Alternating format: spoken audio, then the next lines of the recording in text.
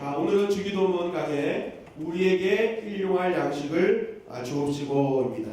우리 본문 마태복음 6장 9절부터 13절 한 절씩 교독하시겠습니다.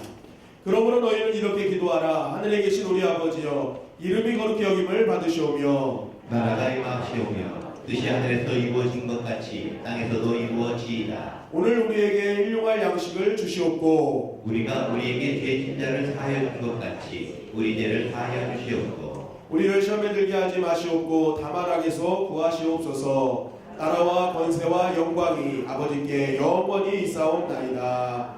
아멘. 자, 우리는 지난주에 어떤 말씀을 들으셨나요? 뜻이 하늘에서 이루어진 것 같이 땅에서도 이루어진다. 쉽게 말하면 무엇입니까? 내가 이제는 하나님의 뜻을 이루며 살겠습니다. 하늘의 뜻을 이루며 살겠습니다. 이 땅에서. 왜 그래야 됩니까? 왜 내가 하나님의 뜻을 이루며 살아야 됩니까? 하나님을 기쁘시게. 맞는 말씀인데요. 이 주기도문과 이제 잘 연결시키셔야 돼요. 내가 왜 하나님의 뜻을 이루며 살아야 되느냐? 하나님의 왕국이 임하기를 기도했기 때문에 그렇습니다. 하나님의 나라가 이 땅에 임하기를 기도하면서 그 뜻에는 내가 이제는 하나님의 자녀로 살겠습니다. 하나님의 통치권에 따르겠습니다. 그러니까 하나님의 왕국이 오니까 나는 하나님의 통치 안에 들어가는 것입니다. 그러면 왕을 사랑하는 백성의 모습은 왕의 법도를 순종하는 것이죠. 그러니까 우리가 하나님의 나라가 임하고 하나님의 왕국의 백성이 돼서 하나님을 사랑하는 최고의 표현은 그의 통치에 순종하는 것입니다. 그런데 그 통치가 어디 있어요? 말씀이에요. 하나님의 통치 방법, 내가 이제는 내 백성을 이렇게 통치할 것이다. 그리고 이 통치에 따르는 자에게 복을 줄 것이며 이 통치를 따르지 않는 자에게는 저주가 임할 것이다. 하나님 통치 방법 아닙니다. 그러니까 보이는 하나님의 뜻을 이 땅에 내가 먼저 실현해 나가는 것입니다. 이루며 나가는 것입니다. 그런 자에게 어떨까요? 하나님의 나라가 실제적으로 일어나는 것이죠. 그리고 두 번째는 뭐였습니까? 보이지 않는 하나님의 뜻이었습니다. 보이지 않는 하나님의 뜻. 그것이 뭐였습니까? 예정과 섭리죠. 만세전부터 계획하신 나를 향한 하나님의 뜻이 있습니다. 내가 하나님의 나라에 갈 때까지 하나님이 나를 향한 뜻이 있단 말이에요. 그래서 우리는 어떤 일이 당면하고 나면은 항상 이런 말을 되풀이하고 합니다. 하나님의 뜻이 있어. 하나님의 계획이 있을 거예요. 그죠? 그런데 많은 사람들이 이것을 그냥 말만 한다는 것이죠. 말만 합니다. 그래서 그게 증거가 무엇입니까? 하나님의 뜻이 있을 거야 하면서도 계속 상황에만 집중하는 것이죠. 벌어진 일에만 집중합니다. 그래서 그것을 아파하고 힘들어하며 낭망하고 근심하고 있어요.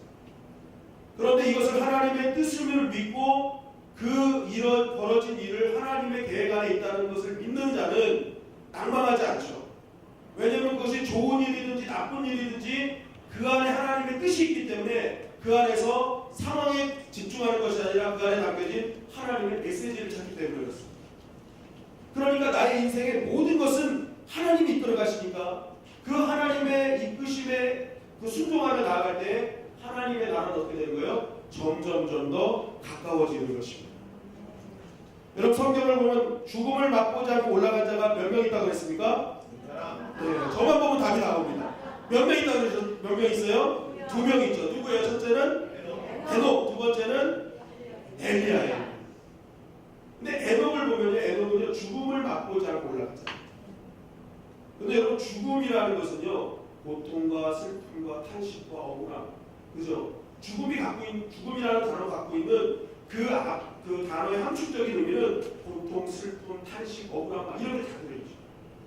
그런데 에녹은 이것을 맛보지 않고 올라갔어요. 죽음을 맛보지 않는 나라, 죽음, 고통과 탄식과 슬픔과 걱정이 없는 나라를 성경에서 뭐라 그래요? 하나님 나라라고 해요. 그래서 우리가 장래 예배할 때도 이제는 고통과 슬픔과 걱정이 없는 당신의 나라로 갔어요. 얘기해서. 그러니까 에녹은요 이 땅에서도 벌써 하나님 나라를 맛보고 간 거예요. 벌써 죽음을 맛보지 않아요. 이 땅에서조차 하나님의 나라를 맛보고 올라갔어요. 자, 여러분 왜 그랬을까요? 그 성경을 보면요 저번에도 말씀드렸지만 그의 아들이 누구예요? 에녹의 아들 무두셀라입니다. 무두셀라. 이 무두라는 것은 죽다라는 뜻이고요. 셀라는 죽으면 보낸다. 뭐냐면 이 무드셀라의 뜻은 이 아이가 죽으면 심판이 임할 것이다라는 거죠. 그래서 실제적으로 무드셀라가 죽고 나서 어떤 일이 벌어져요? 홍수 심판이 오잖아요. 성경적으로 그렇게 옵니다. 그럼 보세요. 무드셀라를 보낼 때 말할 때 에녹은 얘기하는 거예요. 무드셀라야, 이 아이가 죽으면 심판이 온다. 이렇게 얘기하는 거죠. 우리의 말로 뜻하면 매일매일 무드셀라를 부를 때마다 이 아이가 죽으면 심판이 옵니다. 이 아이가 죽으면 심판이 옵니다. 라고 하는 거죠. 그러니까 이 아이가 언제 죽을지 모르는 거예요. 그러니까 에녹의 삶은 어떤 삶이에요? 이 아이가 죽으면 반드시 심판이 온다고 믿었기 때문에 이 아이가 오늘 죽어버리면 내가 오늘 하나님 뜻에 합당하게 살지 않으면 나는 하나님의 나라에 갈 수 없어요. 그러니까 이 무드셀라야 얘기하면서 에녹은 매일매일의 삶 속에서 하나님의 뜻을 이루고 살았던 것입니다. 삶 속에서 하나님의 뜻을 이루는 거예요. 그랬더니 어떻게 합니까? 그 뜻을 이루는 에녹의 삶에 하나님의 나라는 계속적으로 임했던 것이죠. 그래서 죽음을 맛보지 않았던 것이죠. 실제적으로 죽지 않고 승천하는 그런 은혜까지도 누리게 되었던 것입니다. 마찬가지로 오늘 이 시대를 살아가는 우리 역시도 성경은 이전에 있었던 역사적인 이야기를 그냥 우리에게 알려주는 것이 아니라 오늘도 살아계신 그 하나님이 그대로 역사하시겠다는 약속인 것입니다. 그렇다면 오늘 역시도 내가 에녹처럼 하나님의 뜻을 내가 이루며 살기를 기도하고 내가 나의 모든 삶 속에 하나님의 뜻과 계획이 있음을 알고 그 안에서 하나님의 감춰진 메시지를 발견하는 그 뜻을 알아가는 삶을 살아갈 때, 그 믿음의 삶을 살아갈 때에 우리 역시도 이 땅에서 하나님의 나라를 맛보게 될 줄 믿습니다. 고통도 슬픔도 탄식도 눈물도 없는 그 하나님의 나라가 나에게 임하는 것입니다. 오늘 우리 주님의 영광에 모든 성도님들의 삶에 이런 하나님의 나라가 임하기를 주님의 이름으로 간절히 축원합니다. 자, 오늘은 이어서 우리에게 일용할 양식을 주옵시고.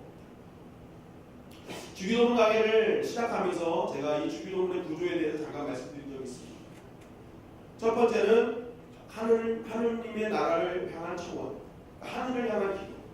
둘째는 우리를 향한 청원, 우리를 위한 기도. 셋째는 소명, 마지막 소명입니다.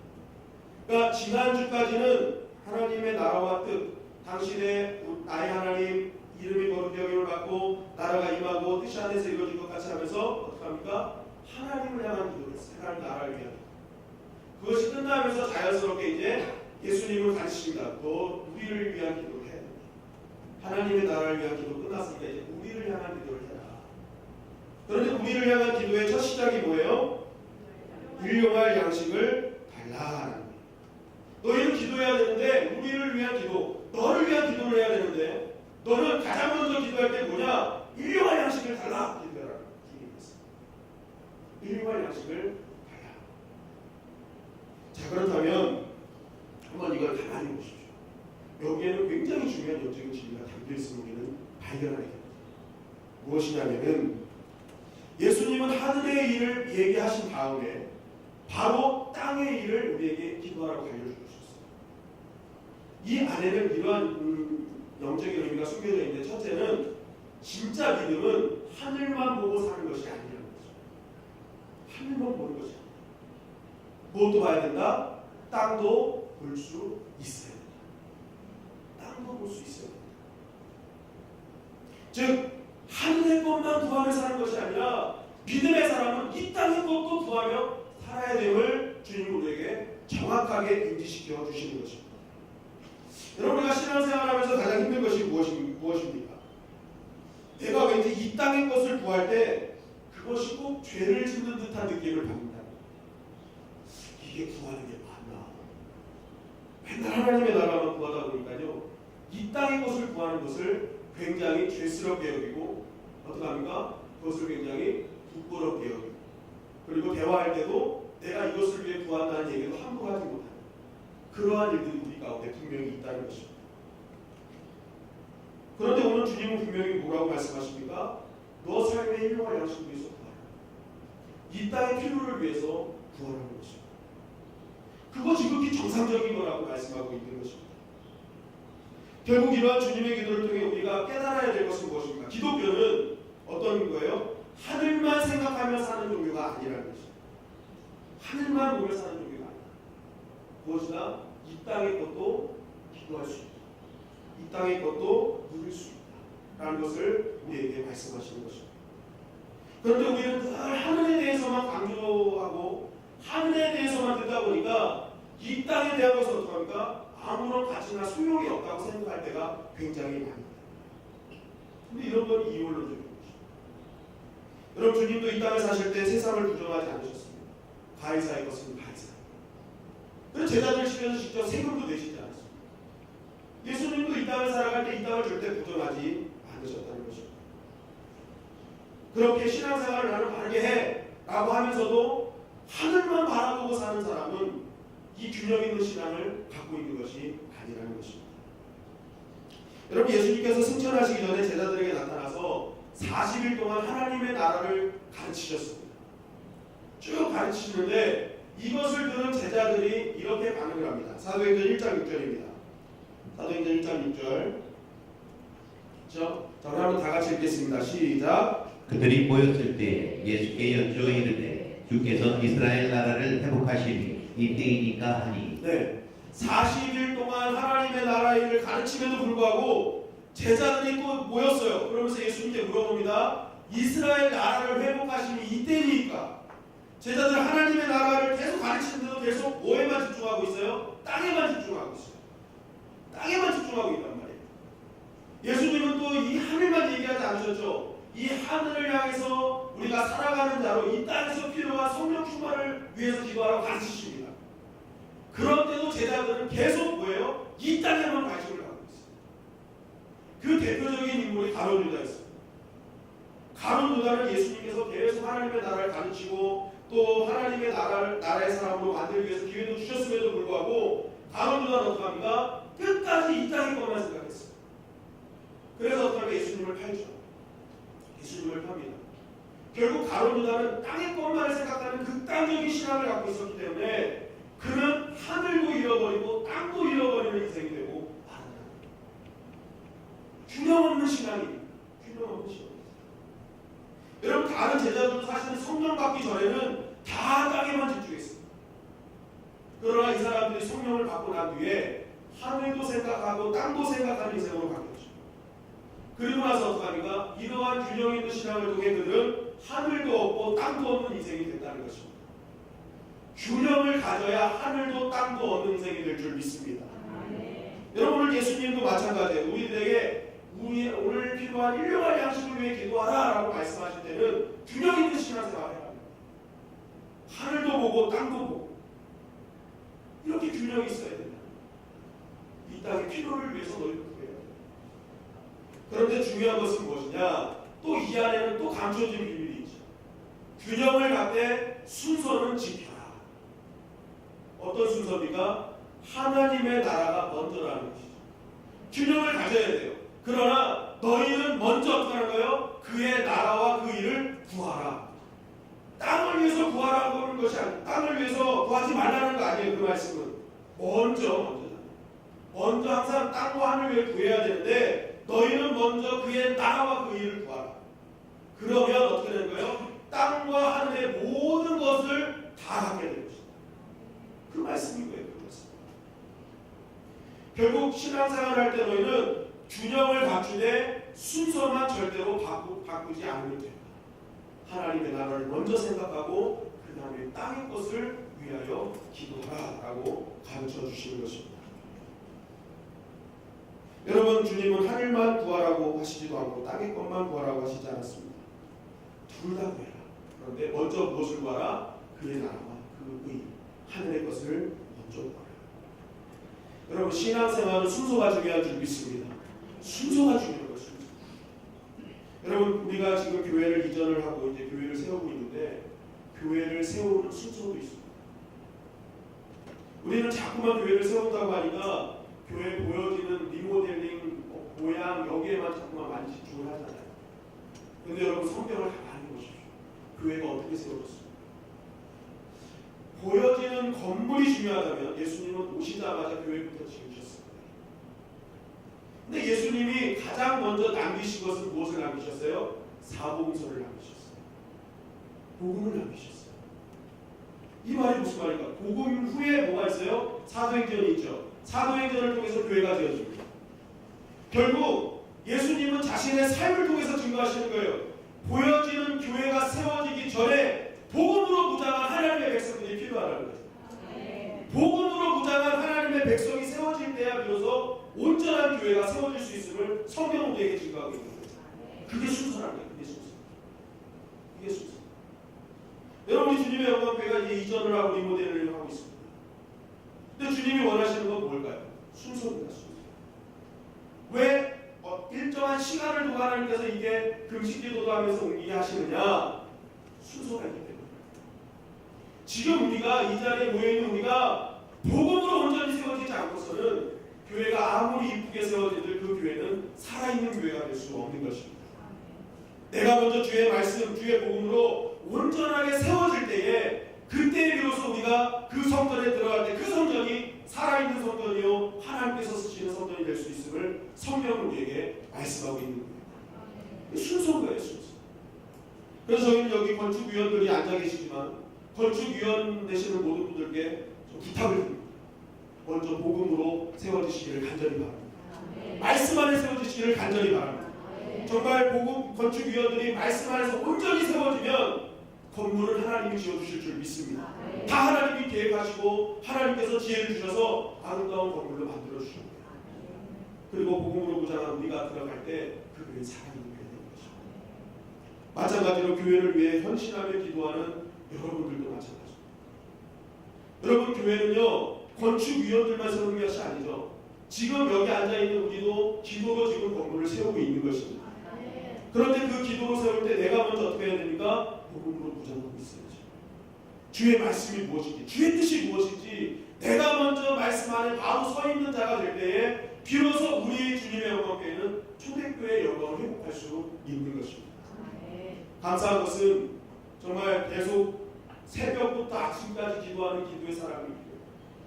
오후에도 이 자리에 찾아와서 이곳을 정말 하나님과 만나는 놀이터 삼아 기도하시는 분들이 있어요. 그리고 밤이 되면 중보기도 팀을 끊이지 않고 계속적으로 기도하고 있습니다. 여러분, 이러한 기도의 사람이 있는 우리 교회 반드시 하나님께 사용하여 주실 줄 믿습니다. 큰 하나님의 역사를 이루어 주실 줄 믿습니다. 여러분, 순서가 중요한 거죠. 그래서 주님은 먼저 그 나라와 그 일을 구하라. 하나님 나라의 임함을 기도하며 그 다음에 일용할 양식을 기도할 것을 우리에게 강조하고 있는 것입니다. 여러분, 우리 주님의 영광의 성도님들은 하늘만 생각하지 않기를 간절히 바랍니다. 그렇다고 땅만 생각하는 자가 되지 않기를 간절히 바랍니다. 하늘하고 땅도 생각하는 균형 있는 신앙인이 되어주시기를 주님의 이름으로 간절히 축원합니다. 그러나 균형은 이때 먼저 무엇을 생각해야 된다? 하늘의 것을 생각합니다. 먼저 그 나라와 그 일을 구할 때에 하늘과 땅의 모든 것을 얻는 하나님의 백성이 되어질 줄 믿습니다. 자, 그렇다면 다음으로 알아볼 것이 무엇이냐? 따라하시겠습니다. 일용할 양식. 일용할 양식. 그 일용할 양식이 무엇인가? 우리 대부분 일용할 양식하면 오늘 먹을 양만큼의 음식을 대부분 생각합니다. 대부분 그렇게 해요. 오늘 먹을 양의 음식. 그래서 그렇게 생각하면 내가 먹는 음식의 양과 제가 먹는 음식의 양과 은채 양이 먹는 음식의 양과 완전히 틀리죠. 그러니까 이게 음식의 양이라고 우리가 많이 생각을 하는데 사실 여기 일용할 양식, 오늘 우리에게 필요한 일용할 양식, 여기에는 굉장히 더 중요한 의미가 숨겨져 있습니다. 신학자들도 이 일용할 양식이라는 이 원어를 가지고 막 여러 가지 해석들을 많이 내어놓았습니다. 그런데 정말 이 일용할 양식이 갖고 있는 진정한 의미를 알기 위해서는 사실 성경 안에서의 의미를 찾아야 됩니다. 그래야 우리가 바른 일용할 양식이 무엇인지를 깨달을 수가 있죠. 자, 예수님께서 우리들에게 이제 말씀하셨어요. 너희들 일용할 양식을 기도해야 돼 라고 말씀하시면서 머릿속에 그리신 그림이 뭘까요? 성경에서 일용할 양식을 대표하는 사건이 있었어요. 무슨 사건이 있었죠? 무슨 사건? 출애굽기 16장에 나오는 만나 사건입니다. 하나님께서 이스라엘 백성들이 출애굽에서 식량난에 허덕일 때 주신 양식이 있었어요. 그때 그 양식이 뭐예요? 만나였습니다. 그 만나는 만나는 그의 조상들도 맛보지 못했던 것이고 후대들도 알지 못하는 정말 신비로운 양식이었습니다. 그래서 출애굽기 16장 15절은 이렇게 증거합니다. 우리 다 같이 읽겠습니다. 시작. 이스라엘 자손이 보고 그것이 무엇인지 알지 못하여 서로 이르되 이것이 무엇이냐 하니 모세가 그들에게 이르되 이는 여호와께서 너에게 주어 먹게 하신 양식이라. 네, 만나는요 그 이스라엘 백성조차도 이게 뭔지를 모를 정도의 그런 특별한 음식이었어요. 하나님이 내린 정말 필요한 또 이스라엘 백성들에게 가장 간급했던 그러한 양식이었죠. 그런데 이 양식은 특징이 있었습니다. 그 특징이 무엇입니까? 출애굽기 16장 16절이 이렇게 증거합니다. 다 같이 읽겠습니다. 시작. 여호와께서 이같이 명령하시기를 너희 각 사람은 먹을 만큼만 이것을 거둘지니 곧 너희 사람 수요대로 한 사람에 한 호멜씩 거두되 각 사람이 그의 장막에 있는 자들을 위하여 거둘지니라 하셨느니라. 네, 각 사람은 어느 만큼이요? 먹을 만큼. 이게 뭐냐면 하루치였어요. 하루치. 그래서 자신의 필요한 하루치 이상을 갖고 가면 벌레 먹고 썩어서 진짜 더 먹지 못했죠. 그러니까 이 만나는요 딱 일용할 양식이었어요. 필요한 양식이었단 말이에요. 그러니까 예수님의 머릿속에는 일용할 양식을 위해 기도해라 하면서도 이 그림이 머릿속에 있었던 거예요. 너희 조상들이 먹었던 일용할 양식 만나. 그런데 중요한 것은요, 이 만나는요 하루치를 먹을 수 있는 양이 중요한 게 아니라 만나를 주신 진정한 하나님의 뜻이 있었단 말이에요. 그 뜻이 신명기 8장 3절 말씀입니다. 너를 낮추시며 너를 줄이게 하시며 또 너도 알지 못하며 내 조상들도 알지 못하던 만나를 내게 먹이신 것은 사람이 떡으로만 사는 것이 아니요 여호와의 입에서 나오는 모든 말씀으로 사는 줄을 내가 알게 하려 하심이라. 하나님께서 만나를 먹이신 이유는 하면서 얘기하는 거예요. 사람이 떡으로만 사는 것이 아니에요. 여호와의 입에서 나오는 하나님의 말씀으로 살아가야 되는 것을 알게 하려 하십니다. 결국 이 만나를 주신 궁극적인 목적은 뭐예요? 육체의 배부름만을 위해서 주신 것이 아니라 너희가 영혼의 갈급함도 채울 수 있는 양식이 필요함을 너희 알아야 된다는 거예요. 결국 이 만나, 일용할 양식이라는 이 뜻 안에는 어떤 뜻이 있느냐? 나의 육체적인 필요, 그리고 영적인 필요, 내가 존재하면서 영적으로 육적으로 필요한 모든 만큼의 양. 그러니까 오늘 하루 내가 영적으로 육적으로 채워져야 될 모든 필요를 말하는 것이 일용할 양식입니다. 그러니까 내 배만 채우는 것이 아니라 내 영혼까지도 영향을 줄 수 있는 필요한 것들이 있지 않습니까? 그 모든 하루의 양을 다 말하는 것이죠. 그러니까 반만 얘기하는 게 아니에요. 정신적으로, 영적으로 필요한 많은 것들이 있지 않습니까? 그 모든 오늘의 양식을 말하는 것이 바로 이 양식이라는 단어에 들어있는 것입니다. 그래서 일용할 양식이라는 단어가 에피우지온이라는 단어거든요. 그래서 에피라는 단어가 무엇을 위하여, 그리고 우지온이라는 것이 존재하다. 그러니까 내 존재를 위해 필요한 거예요. 내 존재는 영과 혼과 육으로 존재되는 거죠. 그러니까 영과 혼과 육의 존재에 필요한 모든 것이 일용할 양식인 거죠. 그 모든 것을 위해서 기도해라. 그럼 어떻게 한다? 그것을 위해 기도하면 어떻게 해요? 하나님이 그것을 채워주신다. 너의 영혼과 혼과 육신에 필요한 모든 너의 존재를 위해 필요한 모든 것들을 채워주실 것이다 말씀하신 겁니다. 그런데 중요한 것은 뭐예요? 일용할 양식이에요. 이 일용할 이게 존재를 위하여라는 뜻도 있지만 또 다른 뜻은 당일을 위한이라는 뜻도 있습니다. 그러니까 오늘 당일에 필요한 만큼이에요. 매일매일에 필요한 내 영혼육 존재를 위한 필요함, 이것을 주님이 매일매일 채워주십니다. 자, 그렇다면 이러한 매일매일에 필요한 양만큼의 공급을 해주시는 이 원리를 통해서 오늘 우리가 깨달을 수 있는 것은 무엇이냐? 결론적으로 말씀드리면 이 일용할 양식에 대한 기도는 결국은 따라하시겠습니다. 하나님 사랑, 이웃 사랑, 하나님 사랑과 이웃 사랑으로 연결되게 됩니다. 왜 그렇게 되는지를 말씀드리겠습니다. 자, 일용할 양식은 무엇입니까? 아까도 말씀드렸지만 매일매일 나의 존재를 위해 필요한 것들입니다. 매일매일 나의 존재를 위해 필요한 것들. 그런데 그 매일매일 필요한 것들은 내일 필요한 것까지 채우는 게 아니라 오늘 필요한 것들이에요. 그러니까 이 일용할 양식에 대한 기도는 무엇입니까? 하나님 오늘도 나의 오늘의 필요를 채워주실 줄 믿습니다. 반대로 얘기하면 하나님이 없이는 나의 오늘의 필요는 채워지지 않습니다라는 것입니다. 이 기도 안에. 그러니까 내가 하나님을 전적으로 의지하지 않으면 나는 오늘 하나님이 하나님께서 주시는 필요를 채울 수 없습니다. 그러니까 이 기도 안에는 난 전적인 하나님의 것입니다. 당신밖에 없습니다. 당신만을 의지합니다라는 그런 하나님을 향한 고백이 있는 것입니다. 절대적인 의존의 고백. 매일매일 나의 필요는 당신이 채워주시는 것입니다.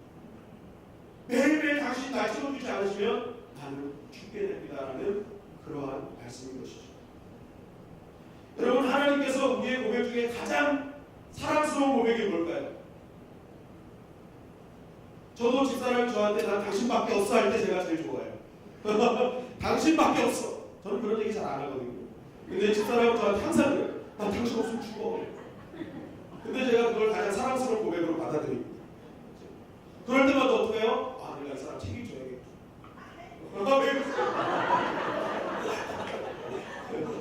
내가 이 사람 책임져야겠다. 너무 사랑스러운 고백 아닙니까? 나 당신 없으면 죽어요. 하나님도 마찬가지죠. 하나님이 우리한테 가장 듣고 싶은 고백이 뭘까요? 나라는 것은 죽습니다. 하나님만이 나의 필요이십니다. 당신만이 나를 공급하십니다. 이 고백이 하나님을 향한 가장 사랑스러운, 하나님이 들으시기에 가장 사랑스러운 고백 아닐까요? 여러분, 우리의 결핍은 어디서 옵니까? 우리의 염려는 어디서 옵니까? 하나님이 매일매일 나를 채워주신다는 것을 믿는다면 결국 오늘 나에게 결핍에 대한 고민, 염려에 대한 고민은요, 내가 오늘 하나님을 의지하지 않는 것에서 오는 것입니다. 그죠?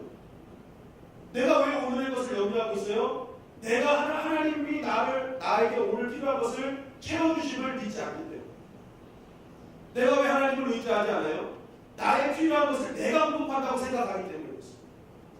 믿음이라는 것은 나의 필요는 당신이 공급한다는 것을 정확하게 믿고 오늘도 그분 앞에 엎드리는 자가 진짜 하나님을 믿는 자입니다.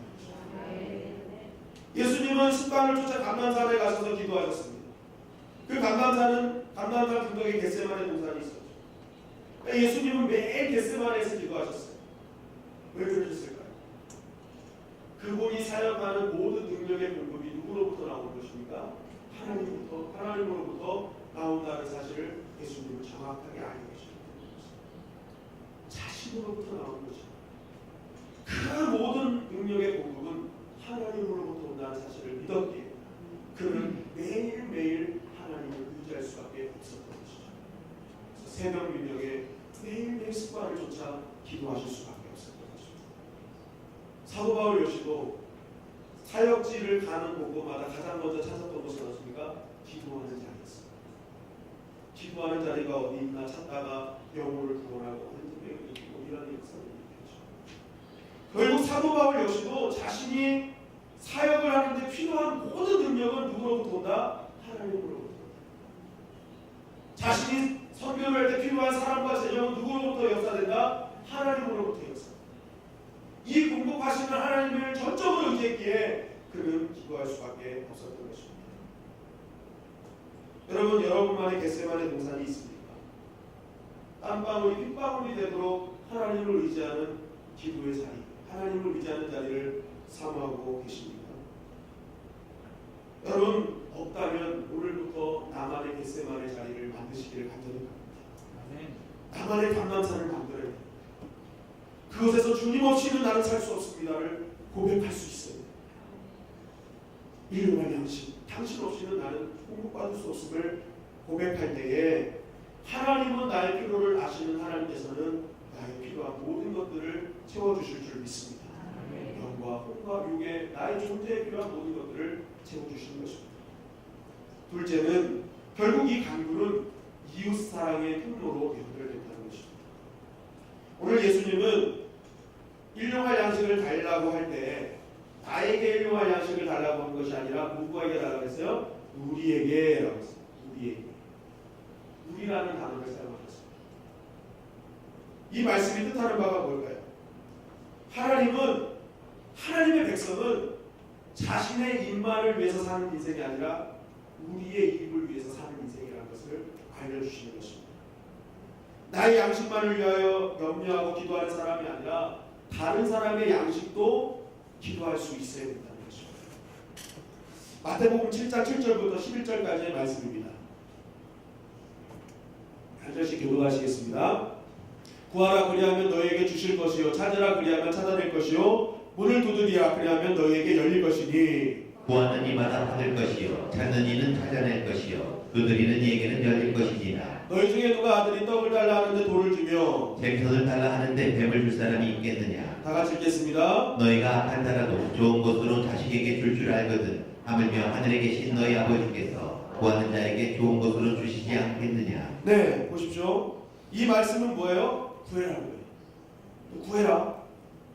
생선, 떡 모든 거 다 구해야 돼. 이것도 하나님 다 의지해야 돼. 그럼 하나님이 어떻게 하실 거예요? 다 줄 거야 라고 하십니다. 구하는 것보다 더 좋은 거 주실 거야. 말씀하시고 계실 거예요. 그런데 주님이 말씀하실 때 11절로 마무리하지 않고 연속적으로 하신 말씀이 있습니다. 그것이 마태복음 7장 12절 말씀입니다. 다 같이 읽겠습니다. 시작. 그러므로 무엇이든지 남에게 대접을 받고자 하는 대로 너희도 남을 대접하라. 이것이 율법이요 선지자니라. 네.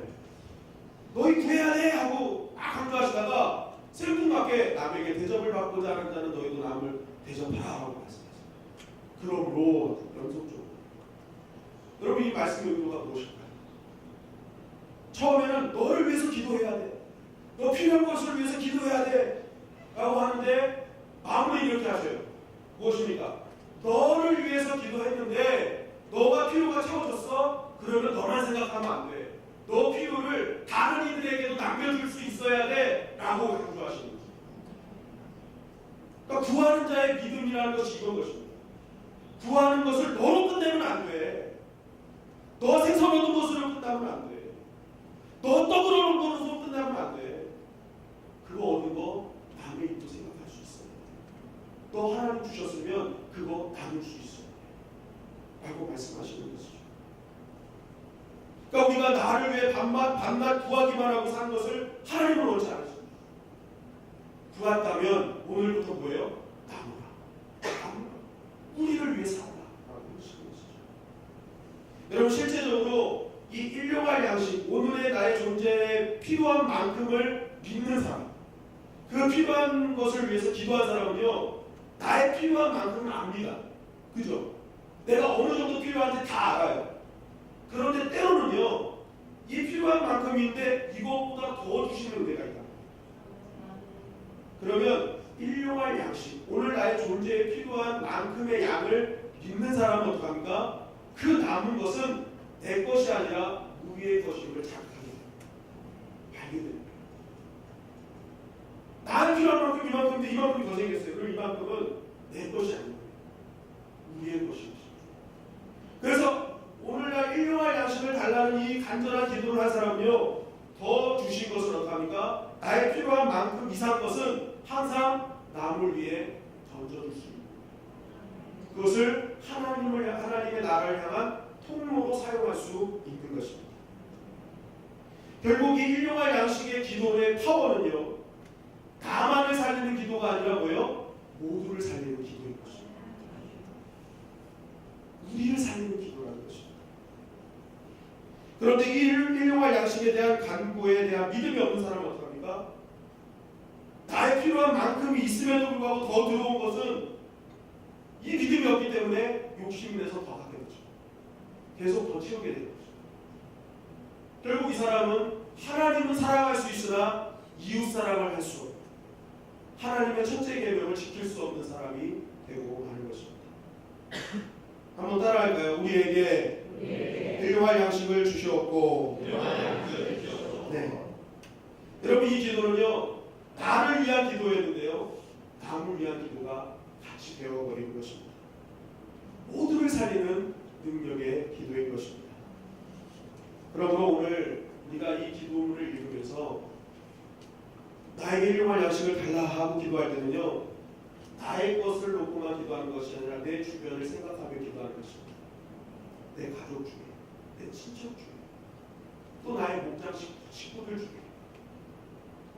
나의 필요한 만큼 더 이상 갖고 있는 나의 것이 필요한 자는 없는지, 우리가 이런 것을 위해서 같이 염려하고 기도하며 나아갈 때에 우리 교회는요, 초대교회 같은 교회가 되어질 줄 믿습니다. 내 것이 너 것이 되는 초대교회, 내 것으로 남을 채울 수 있는 살아있는 교회, 생명력이 있는 교회가 되는 것입니다.